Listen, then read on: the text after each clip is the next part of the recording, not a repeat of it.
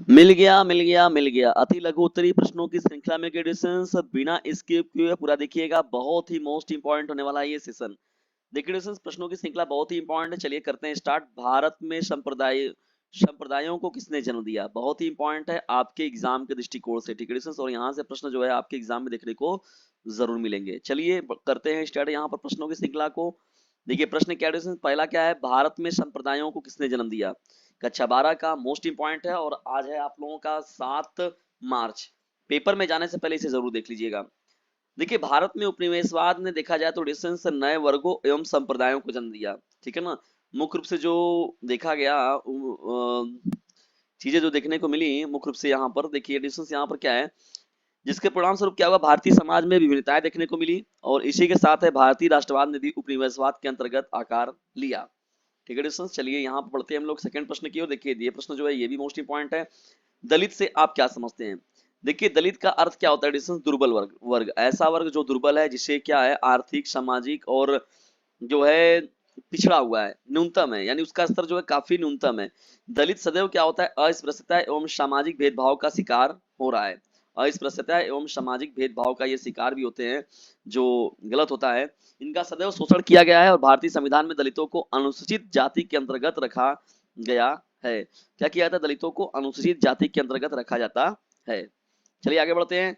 जनसंख्या नीति के क्या उद्देश्य हैं? बहुत ही महत्वपूर्ण प्रश्न है, जनसंख्या नीति के क्या उद्देश्य हैं?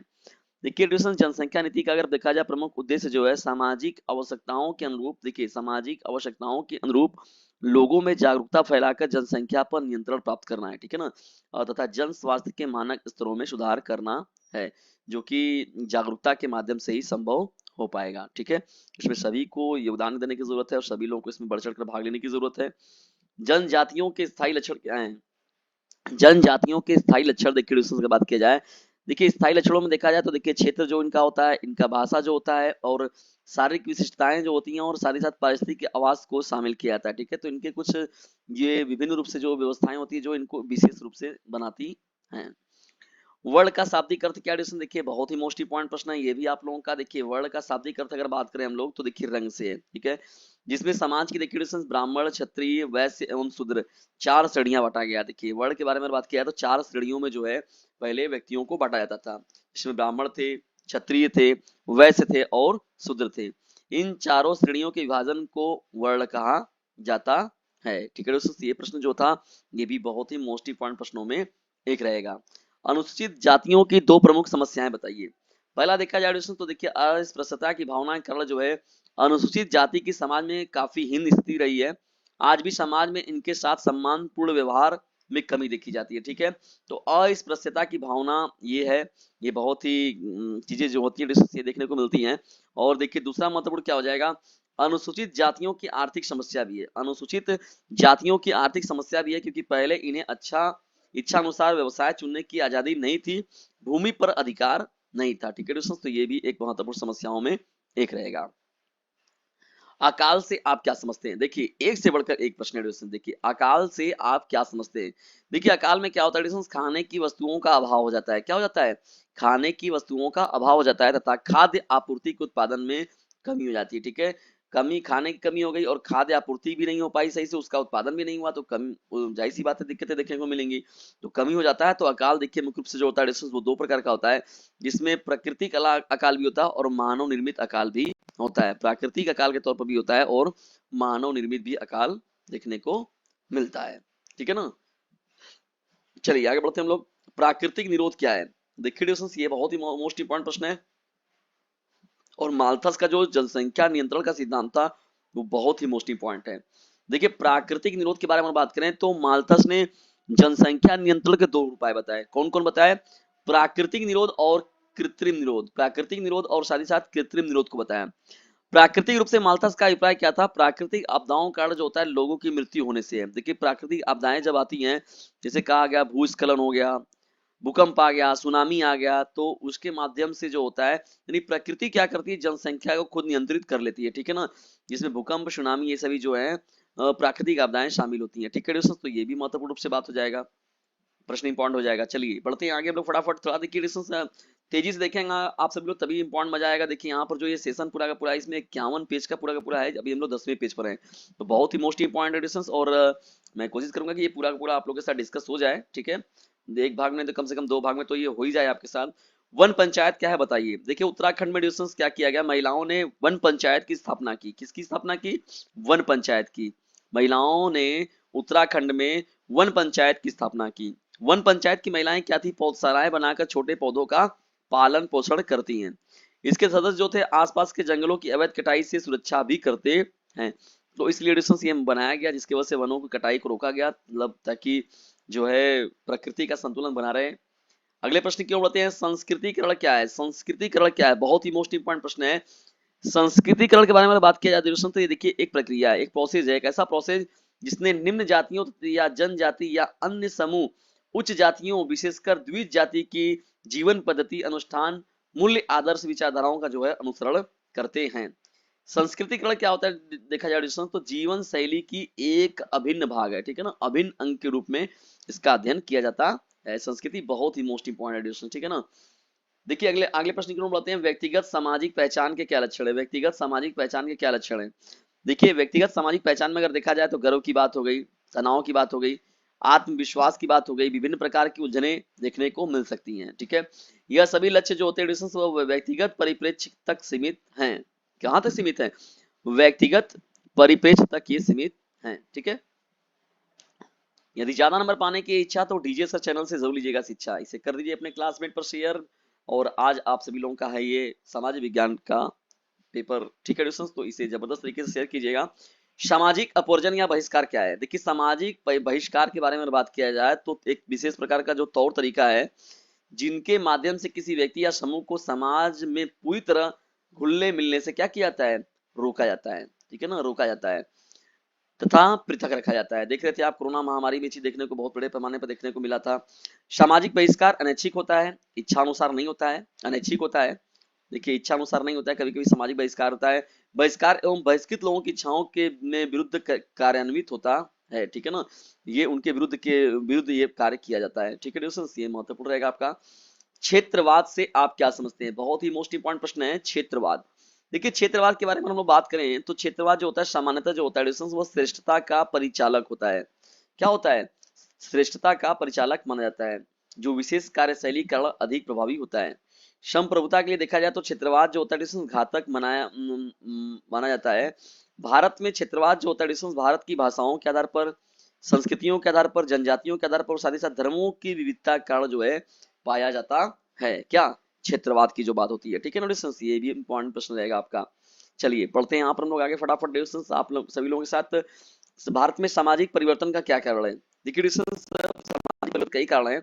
आधुनिक भारत में देखा जाए तो सामाजिक परिवर्तन का कारण ना तो केवल भारतीय विचार है बल्कि पाश्चात्य विचार यानी पश्चिमी विचारों को भी हम लोग जो लेकर चल रहे हैं वो अभी कहीं ना कहीं से सामाजिक परिवर्तन के रूप में सामने आए हैं। और भारतीय विचारों का जो है विचारों पर पाश्चात्य विचार जो है उनका पुनर्व्याख्या हुआ, उनके वजह से क्या हुआ बदलाव भी देखने को मिल रहा है, बहुत सी चीजें देखने को मिल रही हैं। चलिए ये भी प्रश्न देखिए मोस्ट इंपॉर्टेंट समाजशास्त्र का। हदबंदी अधिनियम के बारे में बताइए। देखिए हदबंदी अधिनियम का मतलब क्या होता है? इस कानून के तहत एक विशिष्ट परिवार के लिए जमीन रखने की उच्चतम सीमा तय कर दी गई। क्या की गई?